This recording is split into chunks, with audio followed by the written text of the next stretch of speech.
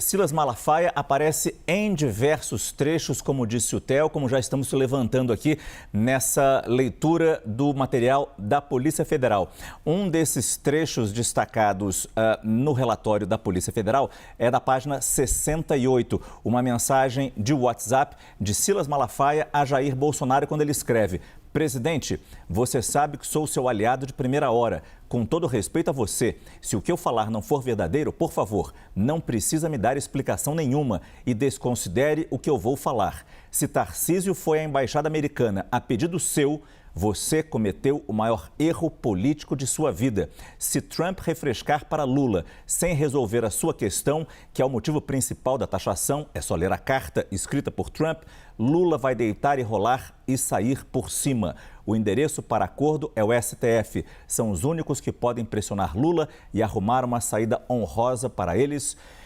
Essa outra mensagem também deixa bastante claro, exatamente essa que está na tela, mostrando como nenhuma outra tentativa de negociação com os Estados Unidos ou pela Embaixada Americana seria válida. Apenas a pressão sobre o Supremo Tribunal Federal. Algo que sabemos, a nossa própria Constituição impede que o presidente Lula ou qualquer autoridade interfira num outro poder.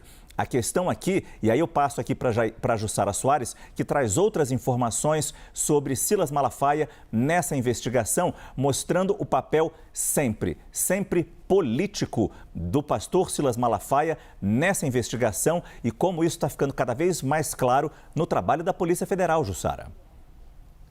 Márcio, esse conteúdo revelado hoje pela Polícia Federal deixa muito claro qual é a participação, a atuação e a influência do pastor Silas Malafaia sobre toda a estratégia bolsonarista.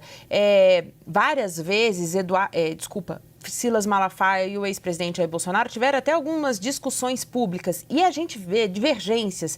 E nesse diálogo entre eles, revelados pela Polícia Federal, mostra que Silas Malafaia não se eximia em contrariar o ex-presidente Jair Bolsonaro nesses diálogos. E tem coisas bastante interessantes aqui. É importante a gente sempre citar que Silas Malafaia, que a gente está vendo aí, essa imagem dele, ele é organizador de manifestações em favor de Bolsonaro. Então, ele tem essa influência e ele acaba tendo essa liberdade porque ele é o financiador desses atos, né? E ainda durante o governo Bolsonaro, ele já liderava essas manifestações e continua fazendo isso. Bem, eu quero chamar a atenção aqui para um trecho em que Silas Malafaia, ele, na sequência, justamente depois dele criticar essa ida de Tarcísio de Freitas para falar com o encarregado de negócios dos Estados Unidos aqui em Brasília, ele fala o seguinte, a Polícia Federal destaca que ele faz elogios a Flávio Bolsonaro e faz críticas a Eduardo Bolsonaro. Na página 73, na sequência da página 73 para a página 74, Malafaia elogia a postura de Flávio Bolsonaro em entrevistas em que como ele se coloca diante da anistia.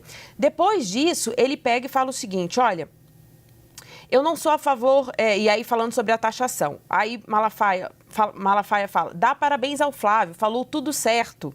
E na sequência, desculpa porque eu me perdi aqui no documento, ele fala, eu não sou a favor de taxação não, mas tem que sentar para conversar sobre a anistia.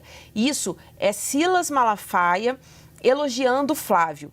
Na sequência, ele critica a postura de Eduardo, dizendo o seguinte: aí vem o teu filho babaca, fala merda, dando discurso nacionalista, que eu sei que você não é a favor disso.